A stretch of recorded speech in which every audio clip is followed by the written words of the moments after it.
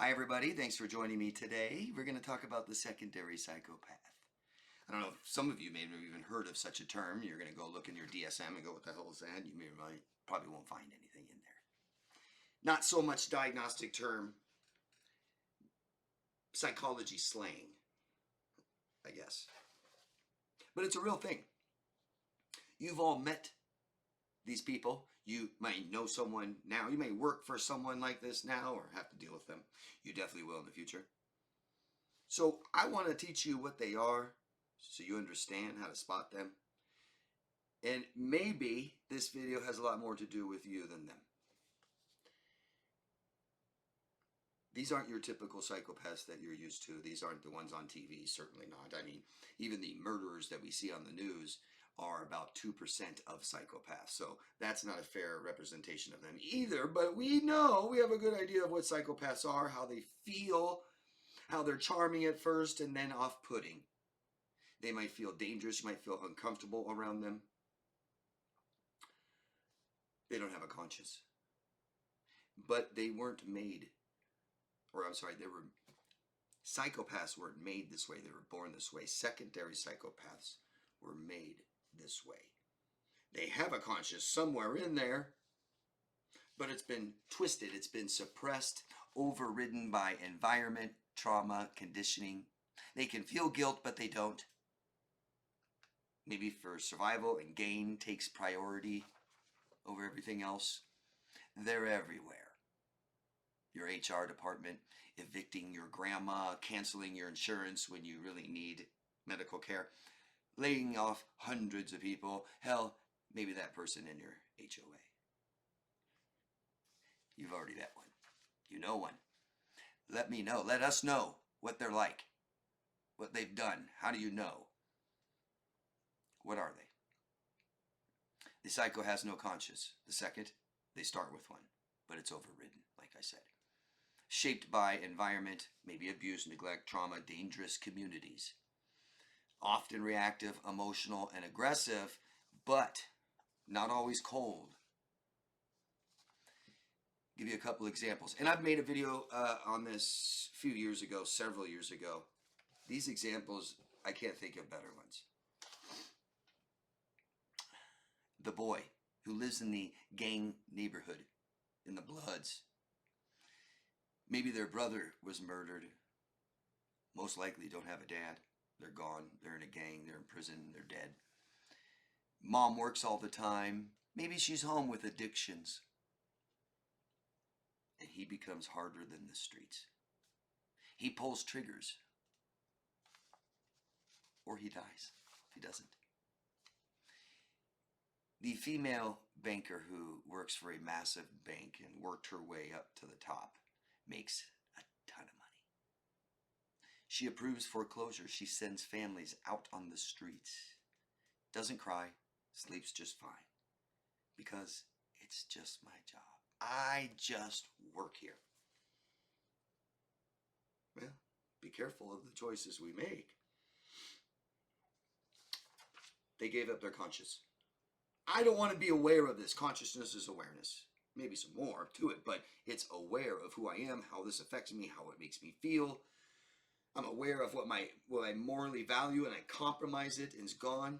No longer principle in my life because survival is, because money is, whatever it might be. The consciousness stops fighting back when your paycheck is tied to your cruelty. Now, this might be a poor example, but it's one that you can see.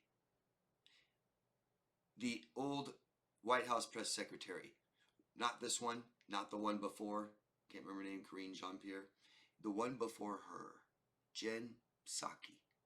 I'm not calling her a secondary psychopath. I'm trying to get you guys to just see, to use an example that's tangible right in front of you. It's a great one. I actually really liked her. Not anymore. I liked her when she showed up.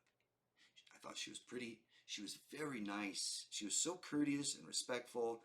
I remember when she started, I said, how in the hell is she going to work out? White House press secretary? You better be the best goddamn liar in the world. It's your job. It's prerequisite. I don't care who's press secretary. I don't care the one now. Can't remember her name. Sorry. She's got to lie. I'll tell you that. And if it's easier for her, she's already been doing it. You can see how hard it is, how hard it was for Jen Psaki. It was hard. She couldn't lie to the point where she couldn't answer a damn question, could she? I'll circle back with you on that one. I'll circle back. Oh, God, you can see the stress. But she worked hard because that's a very, very hard job to get. I mean, Jesus Christ, it's one of the most powerful jobs in the world. It's right below the president. She did a lot to get there. They didn't pull her off the streets. She didn't come off of, she wasn't a bartender. She wasn't a server before this. She was in government. And she climbed that ladder, and she might have been able to hold her principles until then, because then you can't. You better not. You better lie. Every single thing you say better be a lie, and you better be good at it, because if you're conscious of it, if you're aware of it, we'll see it. We'll know it. She became good. 6 months later, a year later, she's out there. What was she? I'm not doing that. Everyone's calling her a lizard lady. She didn't care. That shit rolled right off her goddamn back. Now she's doing it for a living, loving it.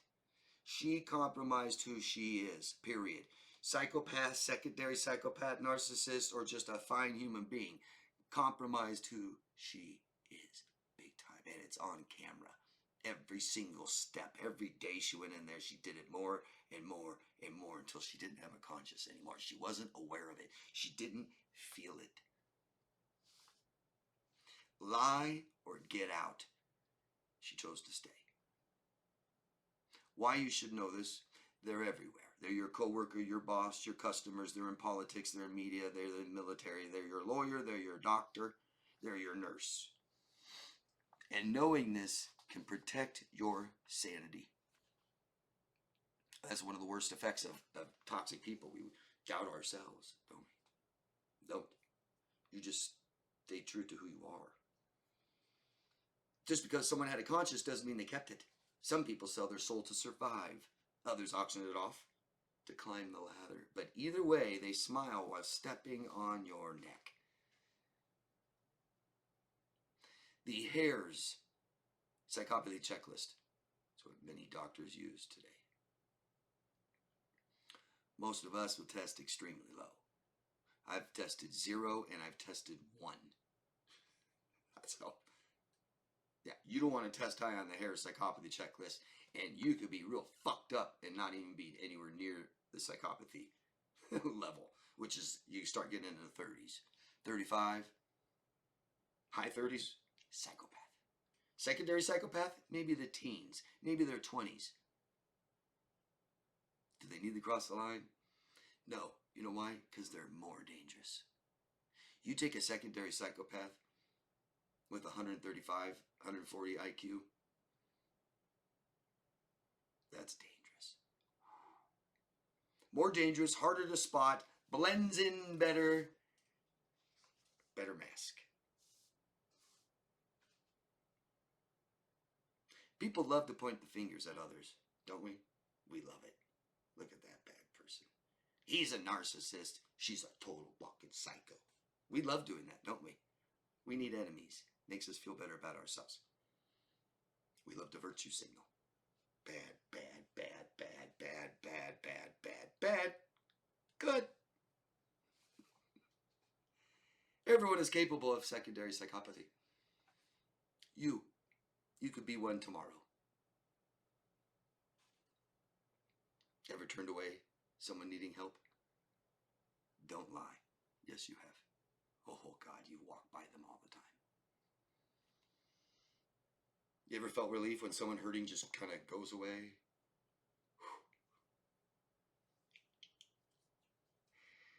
Ever convince yourself it's okay to do something cruel because you had to, you had no other choice? Are you sure? Or are you just living with yourself? All of us have compromised our own moral values. That's why you're watching this video. You compromised your values, your moral values. They weren't principle at one time. Maybe we retaliated. Maybe we abused back. But we compromised who we are when we let that person in our life in the very beginning. We just weren't very conscious of it. And we lose that consciousness, we lose ourselves, and we're fucked. That fast, that close. Alexander Solzhenitsyn, and I don't get this right all the time, but something along the lines of evil runs through the hearts of all of us. We're all capable of it. So stop pointing the finger. Be happy you didn't compromise all of who you are, and the parts that you have, maybe we can recover those back. One thing we can always have, no matter what we lose, we can have ourselves. We cannot compromise who we are, guys. Don't. And we see people doing it all the time. Don't get mad. Don't get angry. Be happy with who you are. Okay? Know who you are. That's consciousness. And accept and love yourself first. Okay, guys? Thank you. Please leave your examples down below of this. There's so many. What other kind of secondary psychopaths have you known?